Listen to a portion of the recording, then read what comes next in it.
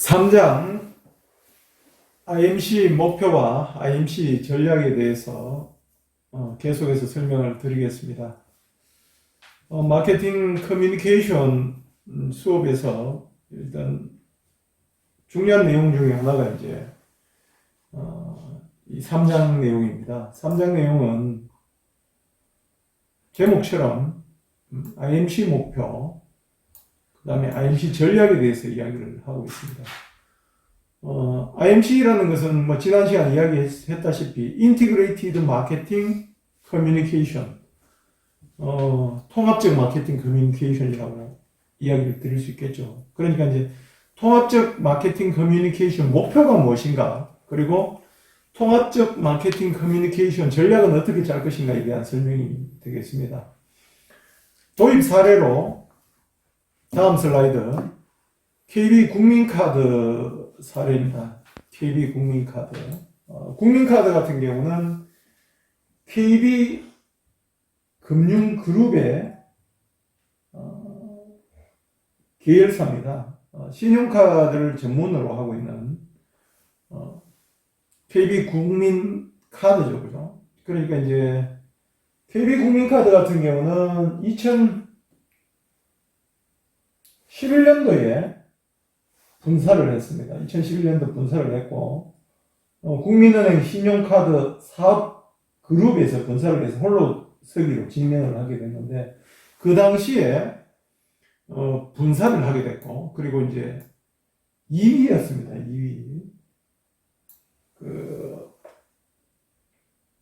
특히 이제 현대카드가 금융 부문을 강화하여 공격적인 마케팅 활동을 하고 있었고,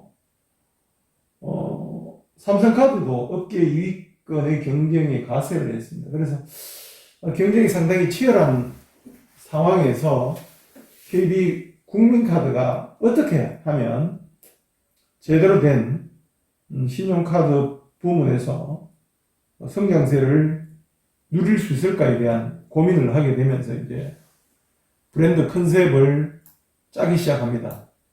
그러니까 지금 현재는 브랜드 컨셉의 모토가 이겁니다.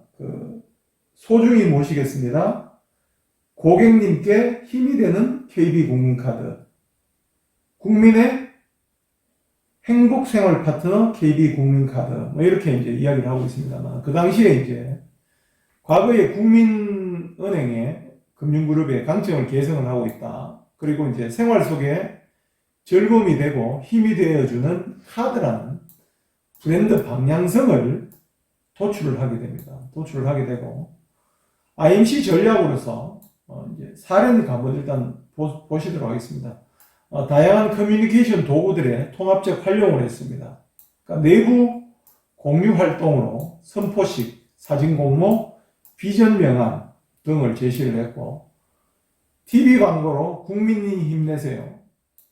그 다음에 이제 슈퍼스타 K3를 협찬을 했습니다. PPL을 했죠. PPL. 프로덕트 플레이스먼트를 통해서 친밀감을 제고를 했고요. 그리고 브랜디드 프로그램을 함께 했습니다. 그리고 엔도핀 표적 고객들과 캠핑을 한다든지, 그리고 꿈꾸인 광고인이라는 모토로 공모전 수상자의 광고 제작을 지원을 한다든지 이런 걸 했습니다. 그래서 브랜드 런칭 1년 만에 확고한 2위의 지위를 확보를 하게 됩니다.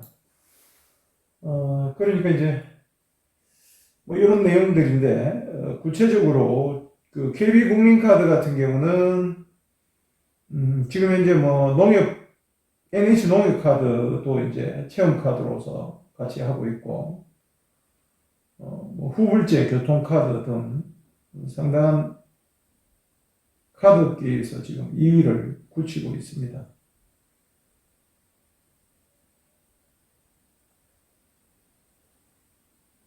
자, 다음 슬라이드 설명을 드리겠습니다. 그 당시에 이제 KB국민카드의 브랜드 아이덴티티는 이겁니다. 국민 생활에 힘이 되는 라이프 디자이너. 요게 이제 아이덴티티죠. 핵심이 요거고.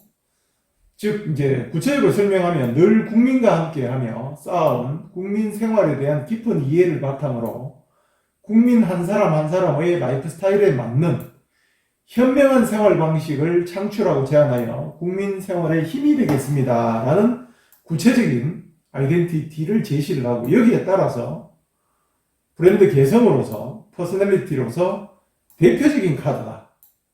배려하는 카드다. 진실한 카드다.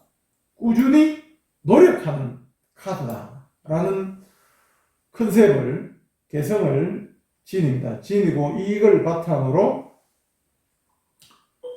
국민 생활의 힘 KB 국민카드라는 슬로건을 가지고 지금은 좀 바뀌었습니다. 지금은 슬로건이 국민의 행복생활 파트너 KB 국민카드로 바뀌었습니다만 2011년 그 당시에는 국민생활의 힘 KB 국민카드 이게 이제 브랜드 슬로건이고 이 브랜드 슬로건을 바탕으로 이것을 이제 다양한 수단의 커뮤니케이션 수단 도구를 사용을 해서 알렸죠. 그죠? 알렸고 다음 슬라이드 쭉 보시겠습니다. 자, 보시면 KB국민카드의 초기 광고는 0세부터 100세까지 국민님 힘내세요. 3월 2일 오늘은 KB국민카드가 국민의 권리를 위해 새롭게 태어난 날입니다라는 인쇄 광고를 했습니다. 그리고 3월 초에 KB국민카드 와이즈카드 편으로 인쇄 광고, 그 다음에 3월 초에 역시 놀이체크카드 편으로 또 방송 광고를 했습니다. 심지어 슈퍼스타 K3에 국민카드를 협찬을 했습니다. PPL이죠. 프로덕트 플레이스먼트 프로그램 속에 이제 KB국민카드라는 브랜드를 노출을 시켰던 이런 활동을 통해서 분사한 KB금융그룹에서 분사한 KB국민카드가 확고한 위치를 차지하도록 만들었습니다. 자, 그래서 브랜드 이미지도 상당히 높아졌고 호의적으로 바뀌었다는 점, 이런 점을 이제 IMC 전략과 IMC 사례로 설명을 합니다. 3장에서 배워야 될 항목은 첫 번째, 커뮤니케이션 과정 모형에 대해서 설명을 드리고요. 그 다음에 두 번째로 IMC 전략의 수립에 대해서 설명을 드리겠습니다. 기업의 마케팅 커뮤니케이션 활동은 소비자에게 제품 정보를 제공하고 호의적인 태도 형성을 통해서 구매를 유도하는 게 그 목적입니다. 그러니까 마케팅 자체는 어떻습니까? 교환이라는 과정, 교환을 이루는 게 목적이지만 IMC 즉 마케팅 커뮤니케이션은 구매 유도까지, 즉 정보 제공, 호의적인 태도 형성, 구매 유도까지가 그 목적입니다. 그렇기 때문에 어떻습니까? 효과적인 마케팅 커뮤니케이션 캠페인을 계획하기 위해서는 기업과 소비자 간의 커뮤니케이션 과정을 정확하게 이해할 필요가 있습니다. 이게 이제 커뮤니케이션 과정인데, 자, 커뮤니케이션 과정이 이해가 되면 어떻게 됩니까? 이 욕구를 이제 제품 범주에 대한 욕구, 브랜드 인지도 형성, 브랜드 태도 형성, 브랜드 구매 의도, 브랜드 구매 단계까지 이렇게 차근차근 밟아가는 것이 IMC 전략의 핵심입니다. 자, 다음 슬라이드 설명드리겠습니다. 첫 번째로 커뮤니케이션 과정 모형에 대해서 자세하게 설명드리겠습니다. 커뮤니케이션, 즉 의사소통이죠. 그죠? 커뮤니케이션은 정보의 전달, 정보의 교환 또는 발신자와 수신자 간의 사고에 있어서 공통 영역을 구축하는 과정, 이렇게 정의를 합니다. 즉 뭡니까? 발신자가 누구죠? 생산자, 기업입니다. 수신자가 누굽니까? 소비자. 또 같은 사고에 있어서 공통 영역을 구축하는 과정이 커뮤니케이션이다 이거죠. 그렇다면 마케팅 커뮤니케이션은 뭡니까? 마케팅 메시지의 발신자와 마케팅 메시지의 수신자 간에 있어서 마케팅에 관련된 사고에 있어서 공통 영역을 구축하는 과정으로 정의를 할 수 있겠죠. 우리가 뭐 심리학이라든지 사회학에서 제시되는 커뮤니케이션 과정 모형은 그림 3-1과 같습니다. 자, 그림 3-1을 누가 있습니까? 발신자가 있죠. 발신자. 오른쪽 끝에는 누가 있습니까? 수신자가 있습니다. 발신자, 샌더. 수신자, 리시버. 근데 발신자와 수신자는 항상 어떻게 합니까? 메시지가 전달되면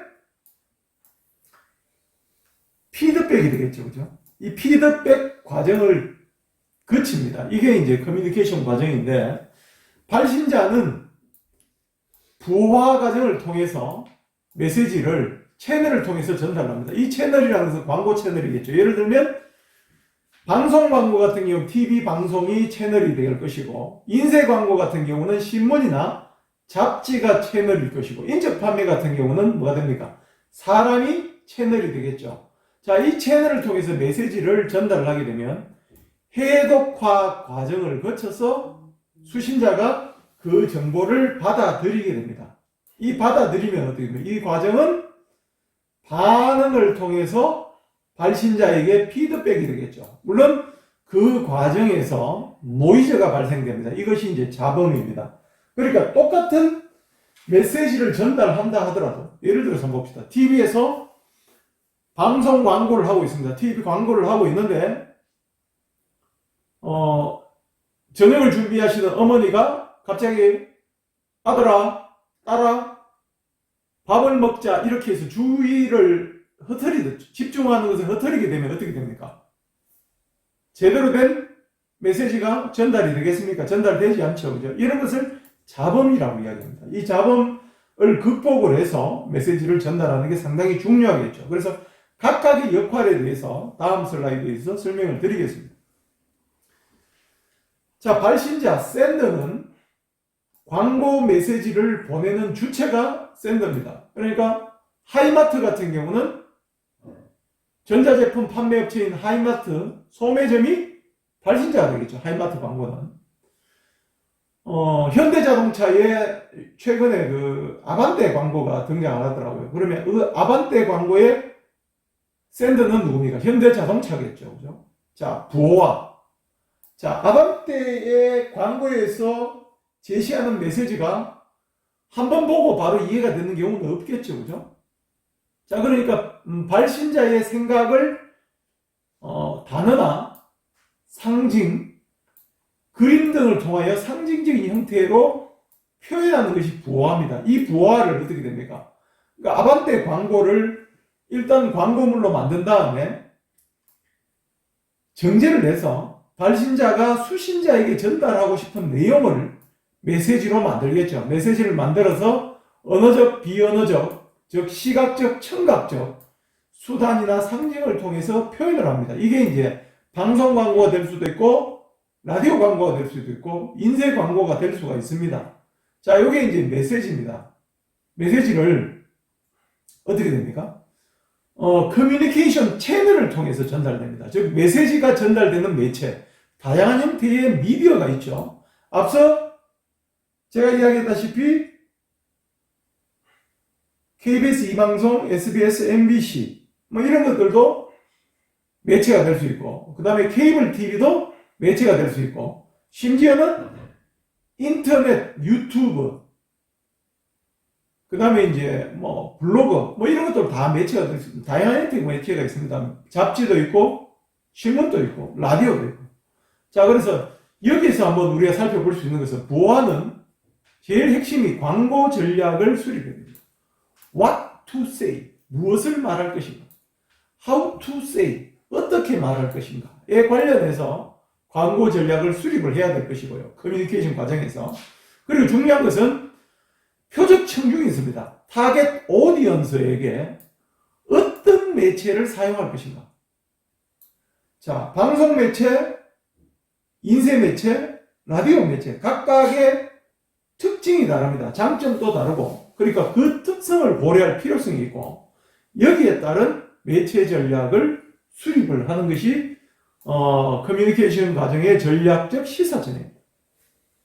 자, 이런 발신자와 부호와 메시지 커뮤니케이션 채널은 샌드의 입장이고, 그죠? 수신자의 입장에서는 어떤 또 내용들이 있냐면 구성 요소를 제가 살펴보겠습니다. 수신자는 그 메시지를 디코딩을 해야 됩니다. 해독을 해야 됩니다. 인코딩한 메시지를 인코딩한 그대로 이해하기는 상당히 힘듭니다. 그러니까 자기가 알고 있는 지식과 생각을 통해서 정보 처리를 해야 됩니다. 정보 처리를 해서 수신자가 메시지를 해석하는 과정을 거쳐야만이 어떻게 됩니까? 수신자가 그 메시지를 제대로 받아들일 수 있습니다. 리시버는 메시지를 받는 사람이죠. 즉 소비자입니다. 소비자. 타겟에 대한. 우리가 STP 하면 타겟팅에 관련된 소비자에게 매체를 전달해야 되겠죠. 우리가 보면 전체 세분 시장의 모든 소비자에게 이 메시지를 전달할 필요성은 전혀 없습니다. 그렇기 때문에 타겟 오디언스와 타겟에만 메시지를 전달해야 될 것이고, 수신자 역시 어떻게 됩니까? 타겟 오디언스가 돼야 되겠죠. 자, 수신자는 이 메시지를 받아들이는 과정에서 여러 가지 잡음에 노출됩니다. 즉, 이 잡음이라는 것은 메시지가 전달되는 시점의 장애 요소가 전부 노이즈라고 이야기할 수 있습니다. 그렇기 때문에 이 노이즈를 없애려면 소비자가 이해하기 쉽도록 제작을 해야 됩니다. 여러분들 그 세계 유명 광고제에서 수상한 광고를 한번 보셨지 않습니까? 그 광고에서 간매한 메시지, 의도하는 바가 분명하게 드러나죠. 그죠? 그런 것들도 한번 여러분도 한번 되새겨 보시고. 자, 그 다음에 이제 수신자가, 발신자의 메시지를 제대로 이해를 했다면 거기에 따른 반응이 일어납니다. 리스판스가 일어납니다. 어떤 리스판스가 있냐면 다양한 형태의 반응이 나타나겠죠. 쉽게 말하면 메시지 정보를 통해서 제품 인지, 즉 제품에 대한 지식을 형성할 수도 있고, 또는 제품 지식을 토대로 제품에 대한 호의적인 태도를 형성할 수 있고, 즉 뉴 아반떼가 출시됐다. 아반떼에 대한 아반떼 새롭게 나왔네? 저런 제품이 있네? 아반떼 괜찮네? 아반떼 구입해야 되겠네. 뭐 이런 구매 의도까지 이런 형태의 반응이 일어날 수 있겠죠. TV 광고를 통해서. 신제품에 대한 광고. 그러니까 우리가 보면 스낵류 광고 같은 경우는 바로 구매율이 일어나죠. 그죠? 4달러라는 버거킹 광고. 뭐 이런 것도 중요할 것이고, 그죠? 그 다음에 최근에 통모짜, 버거킹의 통모짜, 버거 광고 같은 경우는 통모짜라는 그런 말장난이었습니다만 인지 형성, 태도 형성, 구매 의도 형성까지 일어납니다. 여기 이제 반응이겠죠. 그 다음에 피드백이라는 것은 발신자에게 다시 전달되는 반응이 피드백입니다. 그러니까 피드백은 어떻게 됩니까? 소비자가 다양한 형태의 피드백 채널을 사용할 수 있도록 여러 가지 채널을 제공을 해야 되겠죠. 예를 들면 기업의 홈페이지에 고객의 소리라든지, 아니면 특정 기업체가 만든 페이스북이나 블로그를 통해서 언제든지 링크를 달 수 있다든지 공유를 한다든지, 아니면 거기에 댓글을 한다든지, 뭐 이런 내용들까지도 피드백으로 우리가 받아들일 수 있고, 심지어는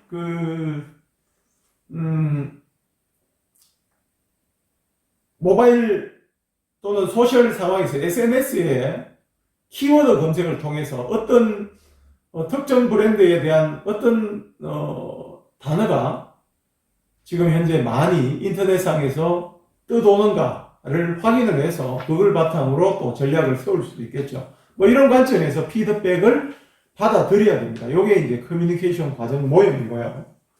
자, 이런 그 커뮤니케이션 과정 모형을 통해서 뭐 성공 사례라고 예를 들고 있는데, 뭐 여러분들 뭐 97년도 같은 경우 여러분이 뭐 태어나기 전이었던 분도 계시겠습니다만은 1997년도에 대통령 선거 때 대선 캠페인에서 이런 IMC 커뮤니케이션 전략을 활용을 했었습니다. 여러분 책 95페이지 보시면 메시지 구조를 전략적으로 개발함으로써 대선에서 본격적으로, 즉 기업의 마케팅 커뮤니케이션을 위해서 활용되었던 이런 커뮤니케이션 IMC가 정치에서, 즉 대통령 선거에서 사용됐던 사례가 이게 97년도 김대중 대통령 후보의 사선 도전에 관련된 대선 캠페인입니다. 김대중 대통령이 뭐 선거에 제법 많이 떨어졌죠. 떨어지고 뭐 이렇게 해서 3번 낙선을 했습니다. 3번 낙선을 하고 정계 은퇴까지 했다가 다시 한번 마지막으로 사선에 도전을 하는데, 그 당시에 커뮤니케이션 전문가를 등용을 시켜서 전략적으로 개발된 선거 캠페인을 통해서 국민들에게 제공함으로 해서 사선 도전에서 당선이 됐습니다. 물론 그 당시에 상대 후보였던 이회창 후보 같은 경우는 아들의 그 군 문제, 군 병역 문제가 이제 악재로 작용을 해서 근소한 표 차이로 낙선을 했습니다만, 뭐 핵심적으로 물론 뭐 이회창 후보의 아들의 군 문제도 있었지만 제일 중요한 것은 커뮤니케이션 전문가, 즉 마케팅 커뮤니케이션 전문가를 등용을 해서 정치 광고를 했다. 자, 그래서 김대중 후보의 마케팅 커뮤니케이션 전략의 핵심은 중도층을 표적 고객으로 삼았습니다. 중도층을. 이제 그 선거 캠페인이 어떻게 달라졌냐면, 과거에는 선거 캠페인 전반에 있어서 본인의 임무를 전면에 내세웠고 결론을 제시하는 형태로 커뮤니케이션을 했습니다. 그리고 일면적인 단편적인 메시지를 제시를 했는데, 97년도에는 마케팅 커뮤니케이션 전문가들의 조언을 받아들여 아이의 손을 잡고 있는 여성을 전면에 내세웠습니다. 그리고 준비된 대통령이라는 메시지로 설명형으로 풀어나갔고요. 그리고 저도 알고 보면 부드러운 사람입니다라는 양면적 메시지를 전달했습니다. 그 결과 이회창 후보와 불과 1.8%의 차이로 승리를 하게 됐습니다. 자, 그래서 핵심은 뭐냐면, 누구에게 소구하냐에 따라서 메시지의 전략적 구조 전략을 달리해야 된다는 것이 핵심이었습니다. 자, 그래서 약 38만 표 차이로 대통령이 당선이 되었고 이회창 후보는 고배를 마셨습니다. 그 뒤에 또 여러분들 뭐 역사 시간을 배우셨겠지만 김대중 후보는 또 노무현 대통령을 후보로 내세웠고 이회창 또 후보가 또 노무현 대통령 후보하고 붙어서 또 낙선을 했습니다. 그리고 결국 또 이회창 후보 같은 경우는 정계를 은퇴하는 그런 상황입니다. 그래서 이런 성공과 실패는 마케팅 커뮤니케이션이 확실하게 적용이 되느냐 되지 않느냐가 성패를 갈랐다고 해도 과언이 아닐 정도입니다. 자, 이렇게 일단은 커뮤니케이션 모형 과정을 설명을 드렸고요. 다음은 98페이지 IMC 전략 수립에 대해서 설명을 드리겠습니다. 자, IMC 전략은 어떤 과정을 거쳐서 수립을 하느냐, 인 건데, 일단 그 그림을 통해서 전략 수립 과정을 설명을 드리도록 하겠습니다. 여러분 제 99페이지 보시면 그림 3-2 IMC 전략의 수립 과정에 대해서 자세하게 나와 있습니다. 제일 먼저 1단계 마케팅 전략에 대한 검토가 우선이 됩니다. 즉 IMC라는 것은 마케팅 전략의 차원에서 이루어져야 됩니다. 마케팅 전략의 목적에 따라서 마케팅 전략의 틀 속에서 커뮤니케이션 전략이 이루어져야 됩니다. 그렇기 때문에 IMC 전략을 수립하기 위해서는 제일 먼저 마케팅 전략에 대한 검토가 반드시 있어야 됩니다. 이게 선행 조건입니다.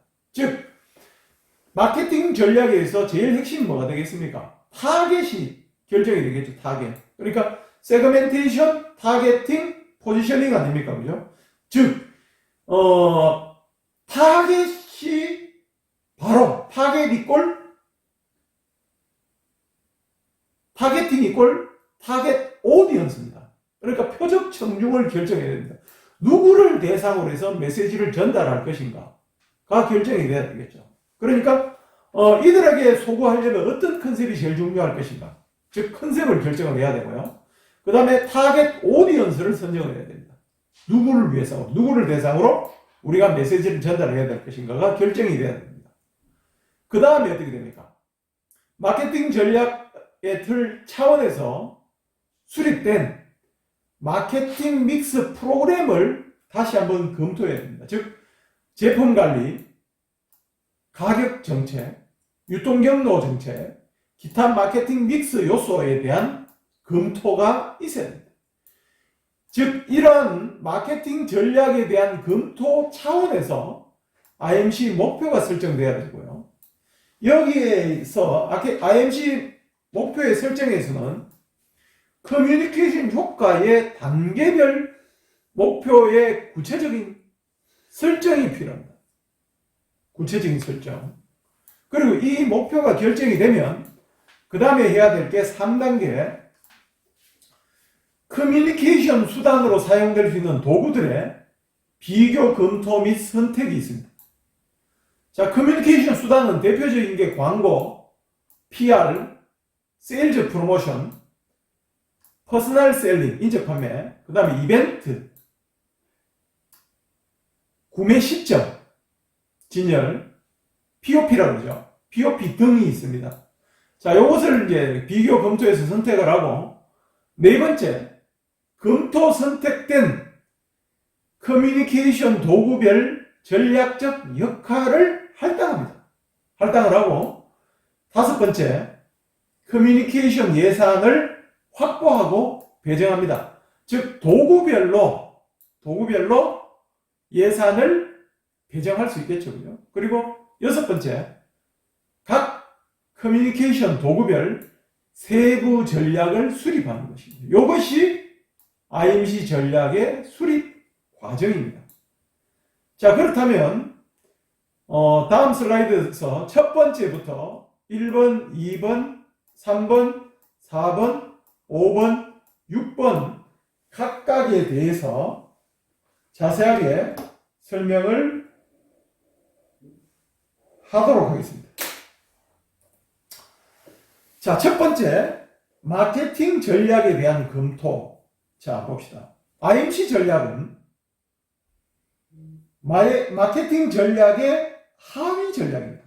즉, 마케팅 전략이 상위에 있고, 마케팅 전략의 토대에서 커뮤니케이션 전략, 커뮤니케이션 프로그램이 수립이 돼야 됩니다. 그렇기 때문에 이 IMC 전략은 마케팅 목표, 마케팅 전략을 달성하는 데 도움을 줘야 되기 때문에 제일 먼저 마케팅 전략을 검토를 하게 됩니다. 자, 마케팅 전략의 검토에서 제일 중요한 게 뭐냐면 마케팅 전략은 STP와 POP로 이루어져 있죠. 그죠? STP, 즉 세그멘테이션, 타겟팅, 포지셔닝. 시장을 세분하고 표적 시장을 선정하고 그 다음에 그 시장에 우리 기업의 위상을 정립하는 포지셔닝을 하는 겁니다. 그렇기 때문에 어떻게 됩니까?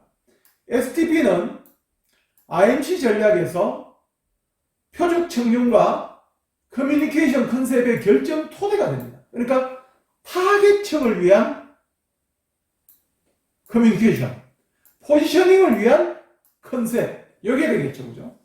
자, 요렇게 이제 IMC 전략과의 관계가 되고요.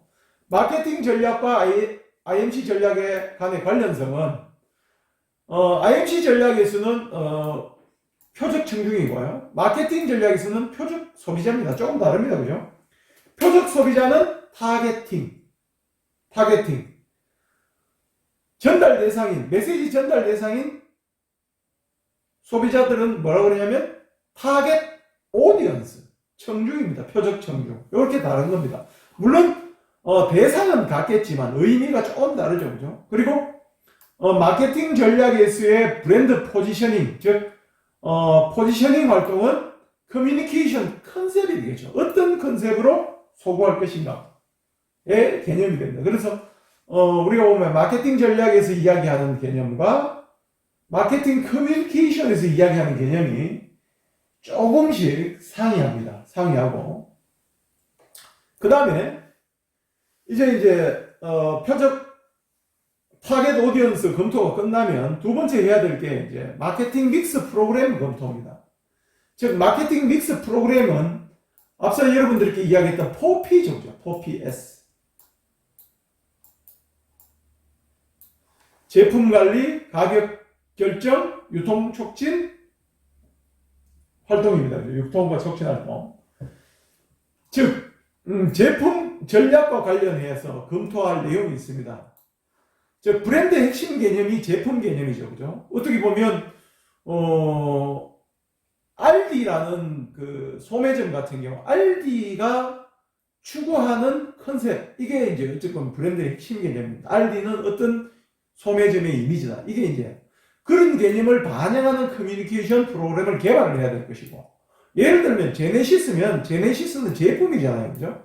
이 제네시스의 제품은 요즘 TV 광고에 제네시스 GV80 나오지 않습니까? GV80의 제품 개념을 반영하는 방송 광고는 어떻게 돼야 될 것인가? 이게 이제 관련된 내용일 것이고. 자, 그래서 제품 믹스 차원을 고려하여 커뮤니케이션 전략을 수립을 하게 됩니다.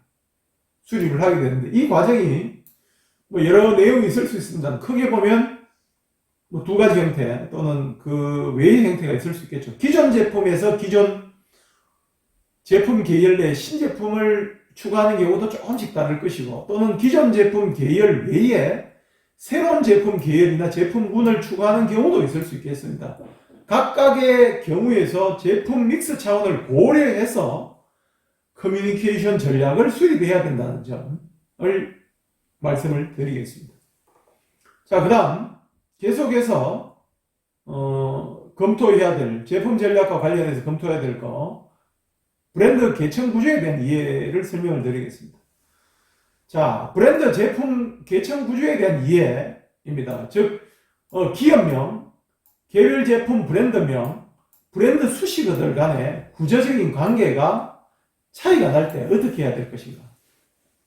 예를 들면 이런 겁니다. 현대자동차, 모기업 브랜드잖아요. 그죠? 현대자동차의 이미지와 과거에 뭐 소나타, 현대자동차 소나타 이렇게 이야기했죠. 그죠? 현대자동차 아반떼, 현대자동차 산타페 뭐 이렇게 이야기를 했습니다. 이거는 기업명하고 개별 제품 브랜드명이 따로 있습니다만은 관계가 한 몸집, 현대자동차의 소나타, 현대자동차의 아반떼, 현대자동차의 산타페였습니다. 이런 경우에 커뮤니케이션과 제네시스 같은 경우는 기업명을 탈피하기, 기업명의 이미지를 탈피하기 위해서 브랜드를 띄우기 위한 전략과의 관계에 있어서 IMC 전략이 달라져야 된다는 그런 이야기입니다. 똑같으면 안 되겠죠. 그죠? 그래서 브랜드 수식어들 간의 구조적인 관계를 고려해야 된다. 도요타의 캠리, 도요타가 아닌 렉서스 브랜드, 다른 거죠. 그죠? 하지만 이제 좋은 이미지, 명품 이미지 가지고 있는 벤츠나 BMW 같은 경우는 통일된 이미지를 강조를 하고 있지만 현대자동차 같은 경우는 출발이 싼 차, 경차, 소형차의 이미지로 출발을 했기 때문에 모기업에 대한 이미지를 달리하기 위해서는 IMC 전략이 달라져야 된다는 얘기입니다. 즉 제품에 대한 이미지, 기업명이 개별 브랜드에 좋지 않은 영향을 미칠 경우에는 탈피해서 새로운 형태의 IMC 전략을 수립해야 된다는 얘기가 되겠죠. 그리고 패키지가 제공하는 커뮤니케이션 기능도 한번 고려해야 될 필요가 있습니다. 다음 슬라이드에서는 마케팅 믹스 프로그램 중에 가격 전략과 관련된 IMC 전략 이야기를 하겠습니다. 자, 가격 전략이라는 것은 제품을 소비자가 구매하는 대가로 치러야 되는 희생, 즉 코스트에 관련된 내용입니다. 고가격 이미지 같은 경우 어떻습니까? 고가격 이미지 같은 경우 품질이 좋다는 이미지가 높아지겠죠. 하지만 중요한 것은 어떻습니까? 고가격이라고 해서 무조건 받아들이는 건 아니죠. 그죠? 그래서 가격 전략은 마케팅에서도 여러분 배우셨겠지만 여러 가지 가격 전략이 있습니다. 대표적인 가격 전략이 스키밍 프라이싱 스트래티지가 있습니다. 그리고 페네트레이션 프라이싱 스트래티지가 있죠. 그러니까 예를 들면 초기 고가 전략 스키밍 거품을 떠내는 그런 전략이고 침투 가격 전략입니다. 그러니까 초창기에 신상품 같은 경우는 고가격 책정 후 점차 가격을 낮추는 정책을 취하는 가격 전략을 냈을 때 커뮤니케이션을 어떻게 할 것인가. 그리고 초창기부터 낮은 가격으로 책정을 했을 때 마케팅 커뮤니케이션을 어떻게 해야 될 것인가. 여기에 대해서 고려를 해야 될 필요가 있다는 것이 되겠죠. 그죠? 그 다음에 가격 전략에서 검토해야 될 내용 중에 하나가 고객별로 가격 차별화, 필요성 여부를 고려해야 될 때도 또 커뮤니케이션 전략이 달라져야 됩니다. 고객별로 동일한 가격을 받을 수가 없지 않습니까? 예를 들면 대량 구매 고객 같은 경우 가격이 싸져야 될 수밖에 없습니다. 그리고 소량 구매 고객은 또 비쌀 수밖에 없고요. 이런 것들도 영향을 미치고, 또한 마케팅 커뮤니케이션이 소비자의 중거 가격에 미치는 영향을 고려를 해서 IMC 전략을 수립을 해야 됩니다. 즉, 단순히 IMC 전략을 수립을 하는 것이 아니라 IMC, 즉 통합적 마케팅 커뮤니케이션 전략은 마케팅 전략의 틀 속에서 수립해야 되기 때문에 마케팅 전략의 틀 속에서 수립된 마케팅 믹스 프로그램 개별 수준마다 거기에 부합해서 커뮤니케이션 전략을 수립해야 된다는 점 다시 한번 말씀드리면서 다음은 유통 전략에 대해서 마케팅 믹스의 한 부분인 유통 전략 믹스에 대해서 설명을 드리도록 하겠습니다. 자, 유통 전략에서 검토해야 될 요인은 여러 가지 요인이 있습니다만은 유통 경로 구성원에 의해서 수행될 수 있는 커뮤니케이션 기능을 고려해야 됩니다. 자, 무슨 이야기냐면 삼성전자가 TV, 라디오, 가전제품을 판매를 합니다.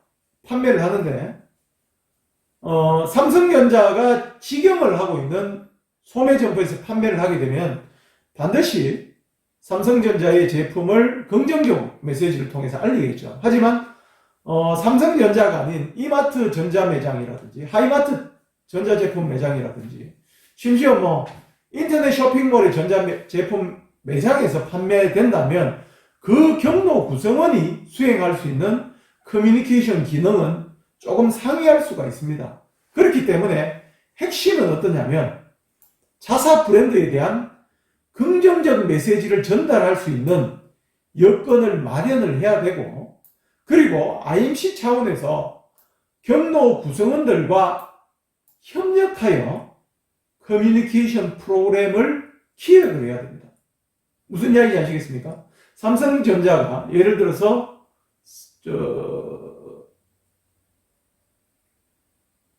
쉽게 말하면 판매 상여금 제도를 한다든지 아니면 장려금을 지급을 한다면 어떻게 되겠습니까? 경로 구성원이 쉽게 말해서 삼성전자 세탁기를 많이 팔게 된다면 자기에게 돌아오는 혜택이 높아진다면 당연히 어떻게 됐습니까? 삼성전자 아닙니까? 이런 형태로 경로 구성원과 협력하여 커뮤니케이션 프로그램을 기획을 해야 된다는 점을 말씀을 드리겠습니다. 자, 그 다음 계속해서 경로 전략에서 검토해야 될 요인에 대해서 추후 설명드리겠습니다. 자, 브랜드의 유통 커버리지가 있죠. 여러분들 마케팅 시간에 배우셨겠는데 인텐시브 유통 경로가 있고 익스클루시브 유통 경로가 있고 셀렉티브 유통 경로가 있죠. 그죠? 각각의 유통 경로별로 커뮤니케이션 전략이 마케팅 커뮤니케이션 전략, 즉 인티그레이티드 마케팅 커뮤니케이션 전략이 조금씩 상이합니다. 즉 자사 브랜드가 어떤 유통 경로 커버리지를 고려해야 하는지에 따라서 IMC 전략이 조금씩 달라져야 된다. 또한 푸시 전략이냐 풀 전략이냐 따라서 차별적인 커뮤니케이션 전략을 수립해야 된다. 푸시 전략, 풀 전략 지난 시간 이야기했습니다. 기억하십니까? 자, 소비자에게 직접적으로 광고를 해서 소비자가 소매점에게 특정 제품을 요구하도록 만드는 것은 풀 전략입니다. 소비자가 판매점 가서 뭐 어떤 제품 주세요, 이 제품 구입합니다, 이 제품 있습니까? 라고 묻게 만드는 것은 풀 전략.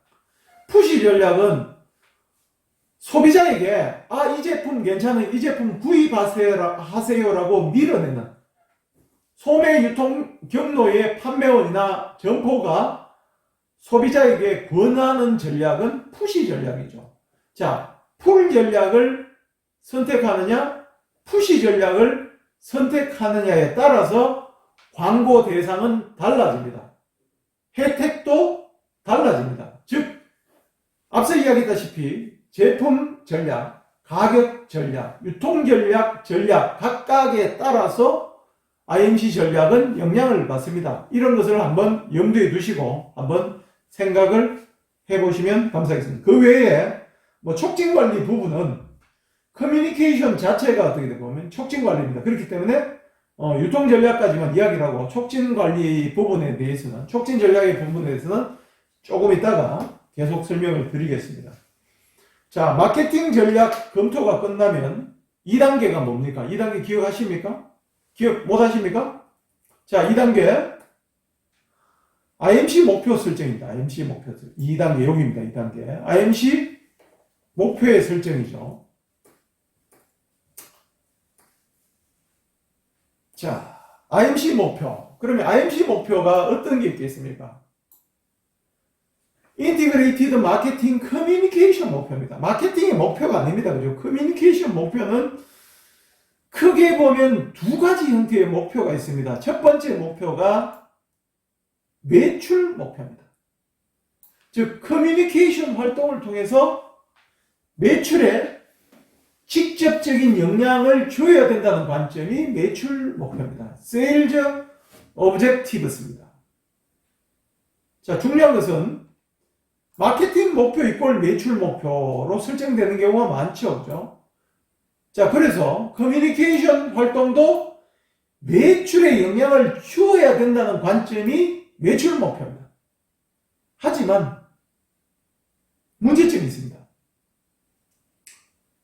커뮤니케이션 활동을 통해서 매출이 확실히 일어났다.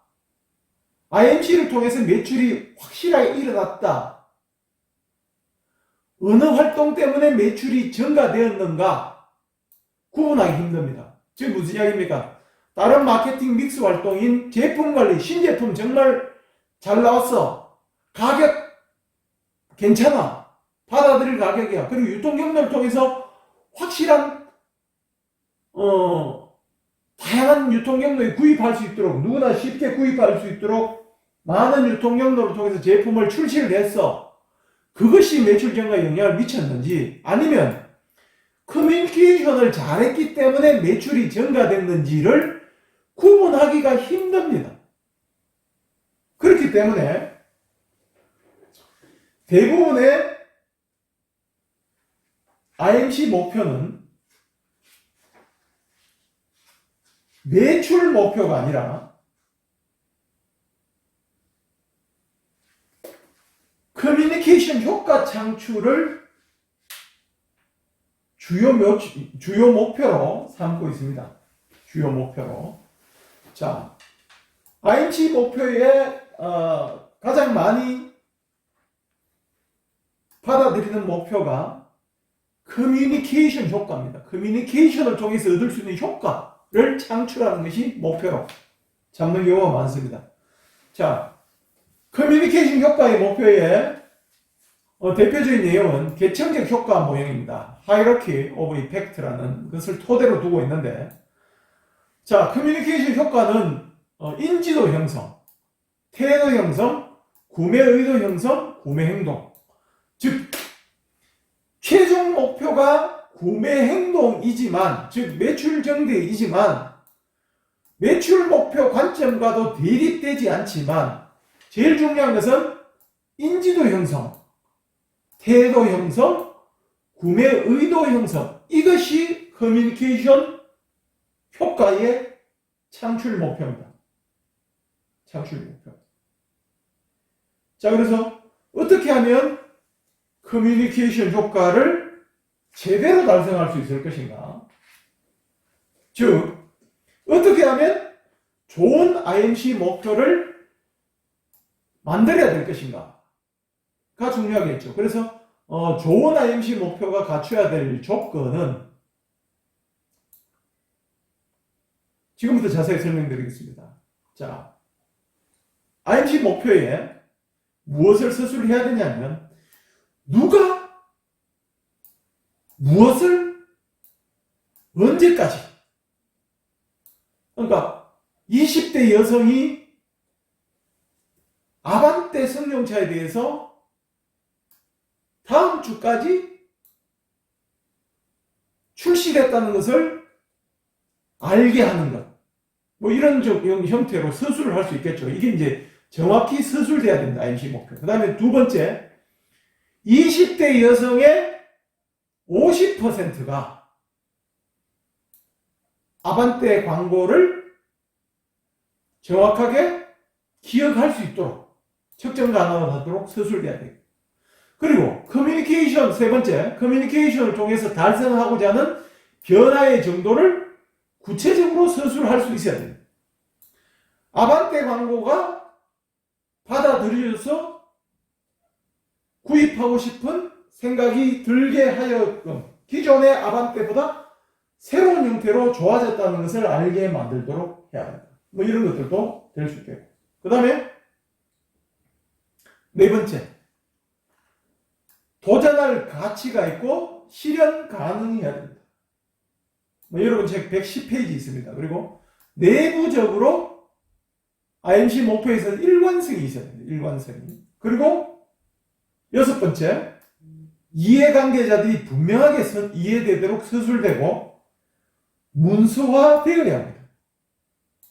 이제 IMC 목표를 달성함에 있어서 여러 가지 이해관계자가 있겠죠. 그죠? 우리가 보면 커뮤니케이션 도구를 광고뿐만 아니라 PR, 뭐 POP, 세일즈 프로모션, 퍼스널 셀링 다 한다 그랬잖아요. 그죠? 그 각각의 이해관계자별로 어떻게 됩니까? 분명히 숙지하고 이해될 수 있도록 서술되고 문서화되어야 됩니다. 이래서 제일 중요한 것은 좋은 IMC 목표가 갖춰야 될 조건은 6가지 조건이라는 것을 여러분들이 반드시 숙지를 하셔야 되겠습니다. 그죠? 자, 그래서 이제 이런 IMC 목표가 설정이 되면 그 다음에 해야 될 게 뭡니까? 기억하십니까? 세 번째입니다. 세 번째. 마케팅 커뮤니케이션 도구들 간의 비교 검토입니다. 기억 안 나십니까? 앞에 슬라이드 다시 한번 갈까요? 자, 가겠습니다. 자, 세 번째죠. 커뮤니케이션 도구들의 비교 검토 및 선택입니다. 요게 이제 이루어지겠죠. 그러니까 첫 번째, 마케팅 전략에 대한 검토. 두 번째, IMC 목표의 설정, 세 번째, IMC 차원에서 쓸 수 있는 커뮤니케이션 도구. 예전에는 촉진 도구라고 그랬죠. 프로모션 도구. 프로모션 도구들 간의 비교. 그러니까 역할이 다르고 기능이 다르고 장단점이 다 있습니다. 그렇기 때문에 비교, 검토 및 선택. 요 과정으로 들어갑니다. 그죠? 자, 마케팅 커뮤니케이션 도구들 간의 비교 검토. 자, 표적 소비자에게 브랜드의 핵심 개념을 전달하는 데 사용될 커뮤니케이션 도구들을 비교 검토하여 가장 효과적인 도구를 선정한다. 단순히 한번 봅시다. 단순히 그냥 인지도만 높인다 이래 될 경우에는 방송 광고만한 가장 효과가 큰, 즉 광고만큼 효과가 큰 게 없어요. 근데 중요한 것은 어떻습니까? 소비자가 예를 들어서 특정 소비재 제품에 대한 차별점을 광고를 했습니다.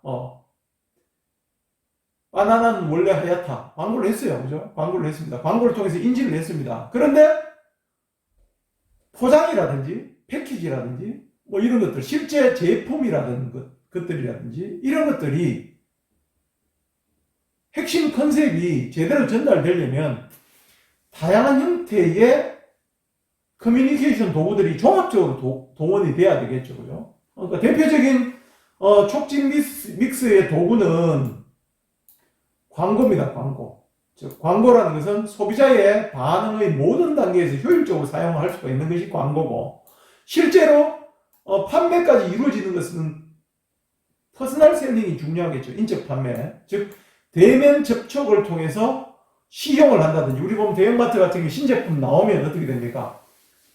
시험, 시식 코너가 있죠. 그죠? 영업사원이 나와서 소세지 같은 거 잘라서 구워서 맛보이고, 만두 같은 거 잘라서 맛보여주고, 이런 것들, 음료 같은 거 따라서 조그마한 소주잔 종이컵 같은 데 따라서 맛보여주고 하는 것들도 퍼스널 셀링입니다. 여기 이런 것들도 같이 합니다. 그래서 메시지가 잘 전달돼요. 예를 들어서 뭐 두유 같은데 실질적으로 새로운 성분이 달라졌다, 이런 것을 한 번 더 각인시켜 줄 수 있는 상황.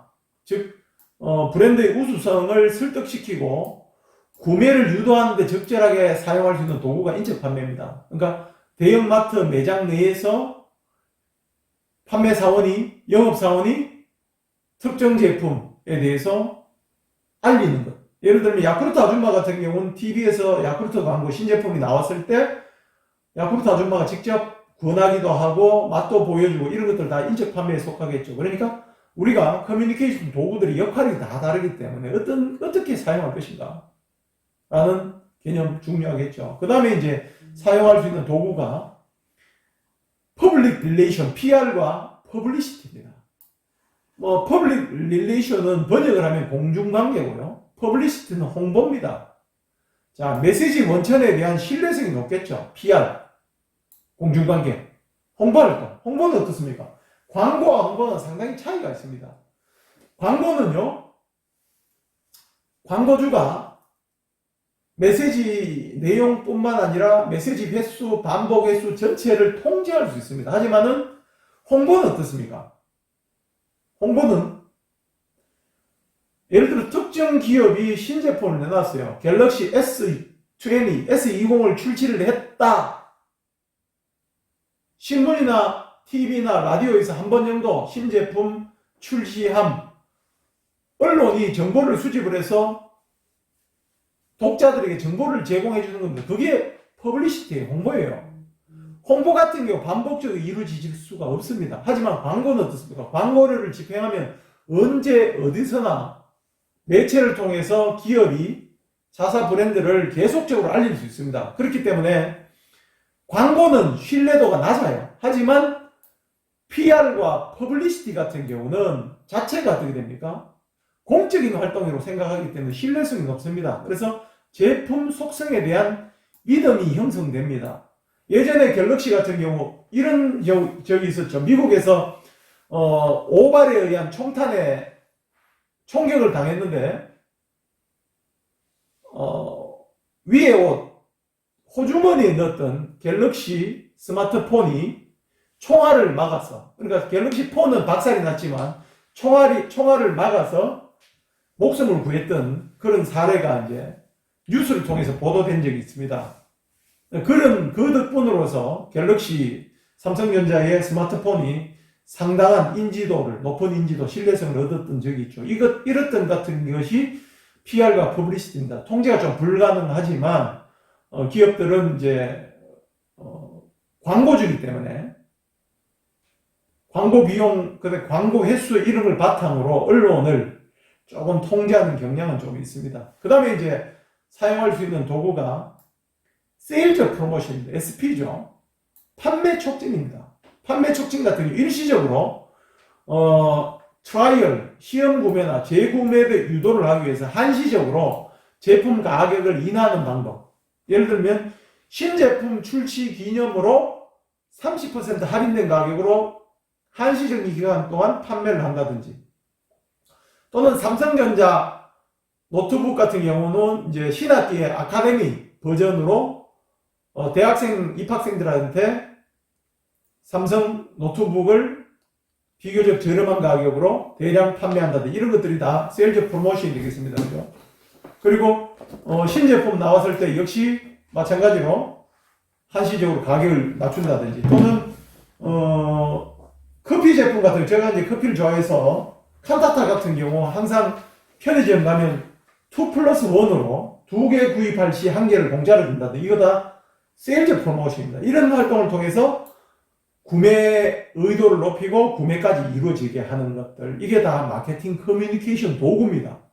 그렇기 때문에 앞서 말했다시피 커뮤니케이션 도구로 사용될 수 있는 게 다양한 게 있습니다. 그죠? 그러니까 광고를 포함한 여러 가지 도구를 검토합니다. 이 검토할 때 어떻게 됩니까? 소비자가 제품에 관한 메시지를 접할 수 있는 모든 가능성을 점검을 하는 것이 전제가 되어야 됩니다.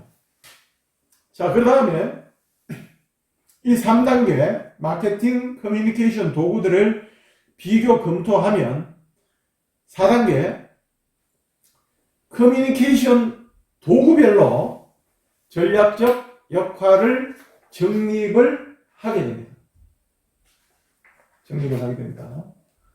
책은 114페이지입니다. 자, 여기서 핵심은 이겁니다. 커뮤니케이션 도구별로 커뮤니케이션 효과 창출에 각 단계별 전략적 역할을 정립을 하는 겁니다. 전략적 역할을 정립할 당시 각 도구들이 시너지 효과를 낼 수 있도록 조합을 해야 된다는 얘기입니다. 책에서는 그 야구 경기 이야기를 하고 있습니다. 그 야구 감독 이꼴 IMC 관리자라고 이야기를 하고 있고요. 자, 선수를 1번 타자부터 2번, 3번, 4번, 5번 타자까지 어떻게 역할을 맡길 것인가. 자, 1번 타자 같은 경우는 무조건 진루를 해야 되겠죠. 그죠? 그 다음에 투수는 또 어떻게 됩니까? 마무리 투수 같은 경우는 상대편의 공격 점수를, 안타를 막아야 되겠죠. 이런 역할들.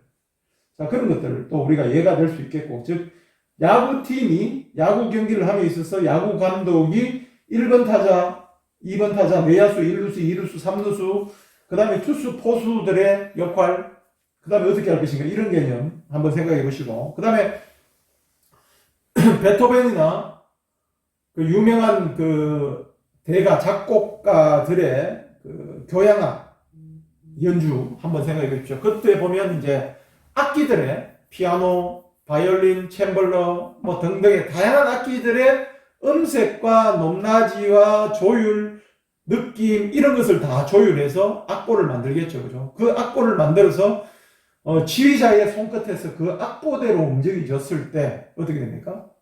청중들에게 감동을 전해줄 수 있듯이 각각의 마케팅 커뮤니케이션 도구별로 전략적 역할을 정립을 해서 그것을 짜야 되겠죠. 청사진을 만들어야 됩니다. 청사진을 만들어서 설계를 하고, 설계를 한 다음에 해야 될 것이 뭐냐면 자, IMC 커뮤니케이션의 전략적 역할을 정립한 다음에 이제 해야 될 게 이제 커뮤니케이션 예산을 확보하는 것입니다. 뭐 돈이 없으면 우리가 쉽게 말하면 광고도 집행을 못하는 것이고요. 돈이 없으면 촉진 활동도 제대로 못하는 것 아니겠습니까? 그렇기 때문에 커뮤니케이션을 집행할 수 있는 예산을 어떻게 마련할 것인가에 관련된 결정 방식인데 크게 두 가지 형태의 예산 확보 방식이 있습니다. 첫 번째 방식이 하향식 방식입니다. 즉, 최고 경영자가 커뮤니케이션 예산 한도를 책정합니다. 즉, 예산을 책정합니다. 우리가 보면 매출액의 뭐 15%를 광고 비용으로 쓰겠다. CEO가 결정을 했어요. 결정을 하면 그걸 바탕으로 커뮤니케이션 활동별로 커뮤니케이션 예산을 할당하는 방법. 좀 쉬울 수도 있겠죠. 하지만 그 방법 말고 상향식이 있습니다. 상향식 같은 경우는 커뮤니케이션 목표를 설정합니다. 예를 들면 30대 여성 고객들의 여성 소비자의 90%에게 우리 업체의 신제품에 대한 인지도를 확실하게 심어준다. 이게 커뮤니케이션 목표가 되겠죠. 그러면 커뮤니케이션 목표 90%의 인지도를 달성하기 위해서는 방송 광고 20회, 인쇄 광고 10회, 가두 판매 뭐 5번, 인적 판매 다수 뭐 이런 등등의 커뮤니케이션 목표 달성에 필요한 활동을 설계를 하겠죠. 설계를 하게 되면 설계한 이후 이 설계를 바탕으로 활동별로 광고별로 그러니까 광고 같은 경우는 SA급 광고 15초에 한 1,500만 원 정도 됩니다. 10회 같으면 1억 5천이잖아요. 그리고 신문 광고 같은 경우에 조선일보 같은 경우에 전면 광고 한 번 내면 1억 정도 됩니다. 1억. 그러면 신문 전면 광고에 우리 신제품 광고를 10회 낸다고 하면 10억이잖아요. 그러니까 방송 광고 금액, 신문 광고 금액, 그 다음에 인적 판매 금액을 다 합쳐서 어떻게 됩니까? 예산을 수립하고 최고 경영자에게 우리가 이제 전체 커뮤니케이션 예산이 이 정도 되니까 승인해 주시오라고 이야기하는 것은 상향식. 그죠? 상향식. 하향식은 위에서 매출액의 얼마를, 매출액이 예를 들어서 100억입니다. 100억의 10%인 10억을 광고비로 책정하겠다라고 하면 10억 가지고 광고비 받고 그 광고비를 쪼갈라가지고 도구별로 사용하는 것인 하향식 방법. 상향식 방법은 총액이 얼마인지 모릅니다. 목표에 따라서 목표를 달성하기 위해서 각각의 비용들을 다 합산을 해서 CEO의 승인을 받는 방법. 그렇죠. 그렇기 때문에 장단점이 있겠죠. 그래서 먼저 하향식 접근 방법. 하향식 탑에서 다운으로 탑다운 방식의 커뮤니케이션 예산 확보 방법에 대해서 자세히 설명드리겠습니다. 여러 가지 방법이 있는데 크게 네 가지 방법이 있습니다. 첫 번째, 가용 자금법. 그러니까 이제 기업이 사용할 수 있는 여유 자금 범위 내에서 광고 예산을 책정하는 방법. 그러니까 인건비, 그 다음에 뭡니까? 재료 구입비, 그 다음에 가공비, 그 다음에 뭐 여러 가지 비용이 있죠. 물류비 또는 창고 유지비, 그 다음에 설계 개발비, 여러 가지 예산이 있는데 예산 중에서 다 사용하고 남는 돈 가지고 가용할 수 있는 자금 가지고 커뮤니케이션 예산을 책정하는 방법. 이게 가용자금법이고요. 임의 할당 방법은 어떻게 됩니까? 경영자가 직관적으로 작년에 우리가 뭐 광고 예산을 커뮤니케이션 예산을 한 10억 썼는데 올해는 물가 상승률도 있고 하니까 한 20% 증가시켜서 한 12억 정도로 광고 예산을 책정하면 안 되겠나 이래서 책정하는 방법. 이게 이제 임의 할당 방법이고, 세 번째 매출액 비율법은 앞서 제가 간단히 설명했습니다. 매출액에 비례해서 광고 예산을 책정하는 방법입니다. 그러니까 전년도에 매출액이 100억인데 10%는 10억을 광고 예산을 책정을 했다. 그러면 금년도는 매출 목표를 150억으로 잡았다. 150억을 매출 목표로 잡고 있다. 그러면 어떻게 됩니까? 그 비율의 10%인 15억을 광고 예산으로 책정하는 방법이 매출액 비율법이고, 경쟁사 기준법은 뭡니까? 경쟁사 기준법은 경쟁사의 매출 비율과 동일한 수준에서 광고비를 책정하는 방법. 이거는 경쟁사의 그 내부 자료를 알아야 되겠죠, 그죠? 그러니까 경쟁사에서 예를 들어서 1위 기업이 작년에 보니까 1위 기업 45%의 시장 점유율을 가지고 있는 1위 기업이 매출액을 작년에는 30억 했는데 올해 정액시켜서 뭐 한 33억을 쓰겠다. 그럼 우리 2위 기업이 따라가려면 우리 기업이 집행했던 광고 예산의 한 10% 정도는 더 정액시켜서, 만약에 우리가 20억을 썼다면 22억 정도로 책정하는 방법. 그러니까 경쟁사를 기준으로 잡아서 단순히 예산을 책정을 해서 그 예산을 가지고 마케팅 커뮤니케이션 도구별로 배분하는 방법이 하향식 접근 방법의 촉진 예산입니다. 각각의 그 내용을 살펴보면 가용 자금법은 예산 확보 면에서는 유용합니다. 하지만 전혀 과학적이지 않습니다. 이게 단점이고요. 그 다음에 임의할당법은 뭐 이론적 근거가 전혀 없는, 그냥 이거는 뭐 주묵구구식이라고 보면 되겠고요. 그리고 매출액 비율법 같은 경우는 광고가 매출의 원인이 아니라 결과라는 관점. 즉, 광고를 많이 하면 매출액이 높아질 것이라는 단순한 관점에서 광고 예산을 책정하기 때문에 불합리합니다. 합리적이지 않습니다. 하지만은 실무적으로는 가장 단순하고 자주 대부분의 기업들이 사용하는 방법이 매출액 비율법입니다. 근데 하향식 방법이죠. 그죠? 자, 그리고 경쟁사 기준법 같은 경우는 광고비 경쟁을 방지하는, 그러니까 경쟁사와 기준에 의해서 경쟁사와 비슷하게 나가자 하기 때문에 경쟁을 방지합니다. 그리고 광고 예산 책정의 차별화가 불가하고요. 그 다음 매출이 저조한 제품 같은 경우 항상 낮은 광고 예산, 그리고 결국 매출이 저조가 되는, 그러니까 경쟁사 기준을 하기 때문에 경쟁사가 똑같이 계속적으로 다람쥐 쳇바퀴 돌듯이 똑같이 따라간다는 점에서 단점이 있을 수 있겠습니다. 자, 이러한 많은 단점을 갖고 있는 하향식 접근 방법이 있었고요. 그 다음에 설명드릴 것은 상향식 접근 방법의 촉진 예산입니다.